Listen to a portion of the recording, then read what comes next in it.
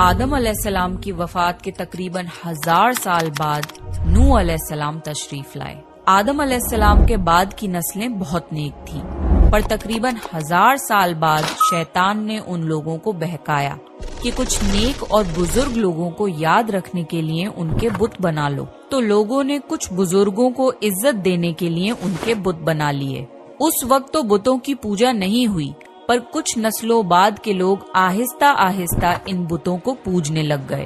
کفر اور شرک عام ہو گیا اور ایک اللہ کی عبادت بند ہو گئی۔ تب اللہ نے دنیا میں نوح علیہ السلام کو بھیجا۔ اس وقت انسانوں کی عمریں زیادہ ہوتی تھیں اور نوح علیہ السلام کی عمر تقریباً 950 سال تھی۔ نوح علیہ السلام نے لوگوں کو اللہ کی طرف دعوت دی۔ سورہ نوح میں اللہ فرماتا ہے، یقیناً ہم نے نوح کو ان کی قوم کی طرف بھیجا کہ اپنی قوم کو ڈراؤ اور خبردار کر دو، اس سے پہلے کہ ان کے پاس دردناک عذاب آئے۔ نوح علیہ السلام نے اپنی قوم سے فرمایا، اے میری قوم، میں تمہیں صاف صاف ڈرانے والا ہوں، تو تم اللہ کی عبادت کرو اور اس سے ڈرا کرو اور میرا کہنا مانو، تو وہ تمہارے گناہ بخش دے گا۔ نوح علیہ السلام تبلیغ کے سلسلے میں بہت محنت کرتے تھے، دن رات لوگوں کے گھروں اور اجتماعات میں جا کر انہیں دعوت دیتے تھے۔ نوح علیہ السلام لوگوں کو پرائیویٹلی اور پبلکلی سمجھاتے، یہاں تک کہ انہیں یہ کرتے کرتے 950 سال گزر گئے، پر صرف چند لوگوں کے سوا کوئی ایمان نہیں لایا۔ نوح علیہ السلام کی قوم ان کا مذاق بناتی تھی اور کہتی تھی کہ اگر تم سچے ہو تو جس عذاب کا تم ہم سے وعدہ کرتے ہو اس کو لے آؤ۔ نوح علیہ السلام کی قوم سال در سال برائی میں آگے بڑھتی گئی اور نوح علیہ السلام کو پریشان کرتی رہی، اور کوئی ایمان نہ لایا صرف کچھ لوگوں کو چھوڑ کر۔ پھر اللہ نے نوح علیہ السلام کی طرف وحی کی اور فرمایا، آپ کی قوم میں سے جو ایمان لا چکا ہے ان کے سوا اب کوئی ایمان نہیں لائے گا، پس آپ ان کے کاموں پر غمگین نہ ہوں۔ پھر جب اللہ نے وحی کر دی اور انہیں بتا دیا کہ اب کوئی ایمان نہیں لائے گا، تو وہ نا امید ہو گئے اور اپنی قوم کے لیے بد دعا کی کہ اے میرے پروردگار، تو کسی منکر کو روح زمین میں زندہ نہ چھوڑ اور مومن مرد اور عورتوں کو بخش دے۔ نوح علیہ السلام نے جب اللہ کو پکارا تو اللہ نے نوح علیہ السلام کو ایک بڑی کشتی بنانے کی وحی کی، لیکن نوح علیہ السلام نہیں جانتے تھے کہ وہ اتنی بڑی کشتی کیسے بنائیں، تو اللہ نے جبریل علیہ السلام کو ان کی مدد کے لیے بھیجا۔ نوح علیہ السلام ایک پہاڑ پہ رہتے تھے، ان کے آس پاس درخت نہیں تھے، نہ ہی پانی تھا۔ انہوں نے بہت سے درخت اگائے، پھر ان کو کاٹا اور پہاڑ پر بیٹھ کے کشتی تیار کرتے رہے۔ لوگ جب نوح علیہ السلام کو کشتی بناتے ہوئے دیکھتے تو ان کا بہت مذاق بناتے اور کہتے، یہ کیسا مجنون ہے جو پہاڑ پہ کشتی بنا رہا ہے۔ دھیرے دھیرے بہت محنت کے بعد ایک بہت بڑی کشتی تیار ہو گئی۔ ایک جگہ آتا ہے کہ نوح علیہ السلام نے یہ کشتی 100 سال میں تیار کی۔ اس کشتی کی لمبائی 300 گز، اونچائی 30 گز اور چوڑائی 50 گز تھی۔ ایک اندازے کے مطابق اس کشتی کی لمبائی 1 کلومیٹر سے زیادہ تھی اور گہرائی 30 ہاتھ تھی۔ یہ کشتی عام کشتیوں کی طرح اوپر سے کھلی ہوئی نہیں تھی، بلکہ اس کو جیسے نیچے سے بند کیا گیا تھا ویسے ہی اوپر سے بھی بند کیا گیا تھا، تاکہ اوپر سے جو بارش برسے وہ انہیں نقصان نہ دے۔ اس کشتی کے 3 فلورز تھے اور ہر فلور میں ایک دروازہ تھا۔ اللہ نے نوح علیہ السلام کو حکم دیا کہ مومنوں کو اور اپنے گھر والوں کو اور زمین پر بسنے والے تمام جانوروں کا جوڑا جوڑا اس کشتی میں سوار کر لو۔ پھر اللہ نے آسمان اور زمین میں سے پانی کھول دیا اور سیلاب آ گیا۔ اس سیلاب نے دنیا میں رہنے والے انسان اور جانور سب کو غرق کر دیا۔ طوفان کا پانی پہاڑوں سے بھی اوپر ہو گیا اور صرف نوح علیہ السلام کی کشتی اس طوفان میں باقی رہی۔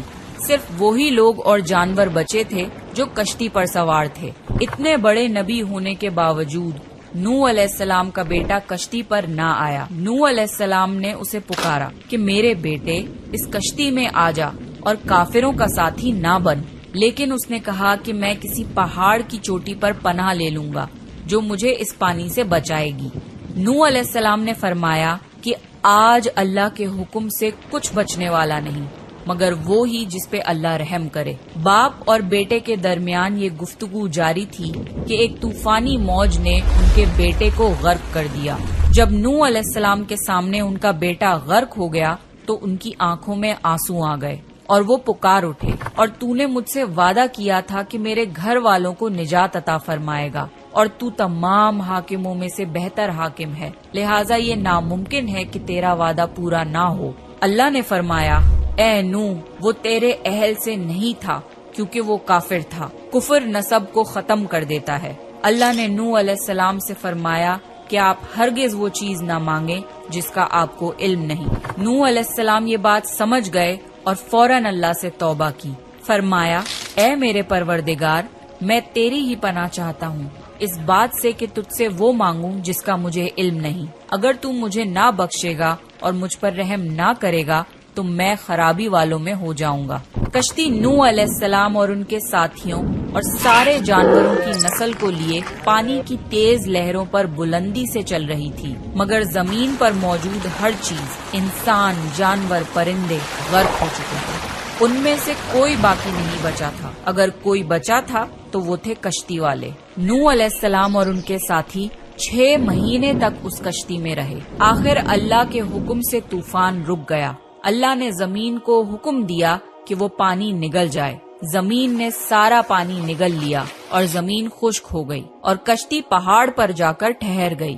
اب انہیں حکم ہوا کہ سلامتی کے ساتھ کشتی سے اتر آئیے، آپ سب پر برکت نازل ہوگی اور ان نسلوں پر بھی جو آپ سے پیدا ہوں گی۔ پھر صرف نوح علیہ السلام سے آگے کی نسل شروع ہوئی اور زمین میں ان کی اولاد کے علاوہ کسی اور کی نسل باقی نہ رہی۔ سارے جانوروں کی نسلیں بھی یہیں سے پھر سے پیدا ہوئیں۔ نوح علیہ السلام کے 3 بیٹے تھے، سام، حام اور یافز، جن سے دنیا کی نسل آگے بڑھی۔ سام کی اولاد گندمی رنگ کی تھی۔ عرب ممالک سیریا، فلسطین اور اسرائیل کے لوگ سام کی اولاد ہیں۔ حام کی اولاد کالی رنگت کی تھی۔ افریقہ، ایبوریجنل آسٹریلیا، انڈیا، ایجپٹ اور سوڈان کے لوگ حام کی اولاد ہیں۔ گوری رنگت کے لوگ یافز کی اولاد ہیں۔ چائنا، جاپان، کوریا اور یورپ کے لوگ یافز کی نسل ہیں۔ نوح علیہ السلام کا چوتھا بیٹا جو ایمان نہ لانے کی وجہ سے برباد کر دیا گیا تھا، اس کا نام کنان تھا اور اس سے کوئی نسل آگے نہیں بڑھی۔ قرآن میں اللہ نے فرمایا، اور ہمیں نوح نے پکارا تو دیکھ لو کہ ہم کیسی اچھی دعا قبول کرنے والے ہیں۔ ہم نے اسے اور اس کے فرما برداروں کو اس زبردست مصیبت سے بچا لیا اور اس کی اولاد ہم نے باقی رہنے والی بنا دی۔ طوفان کے بعد نوح علیہ السلام 350 سال زندہ رہے، پھر نوح علیہ السلام فوت ہو گئے۔ نوح علیہ السلام کی کشتی آج بھی موجود ہے۔ ریسرچرز نے ترکی میں اس کشتی کو ڈھونڈ لیا ہے۔ قرآن میں اللہ نے فرمایا، اور بے شک ہم نے اس واقعے کو نشانی بنا کے باقی رکھا، پس ہے کوئی نصیحت حاصل کرنے والا؟ لوگ سٹوریز کو تو ڈینائی کر سکتے ہیں پر ایویڈنسز کو ڈینائی نہیں کر سکتے۔ نوح علیہ السلام کی یہ کشتی ایک بہت بڑا ایویڈنس ہے اس پورے واقعے کا۔ تو یہ تھا نوح علیہ السلام کا بہترین واقعہ۔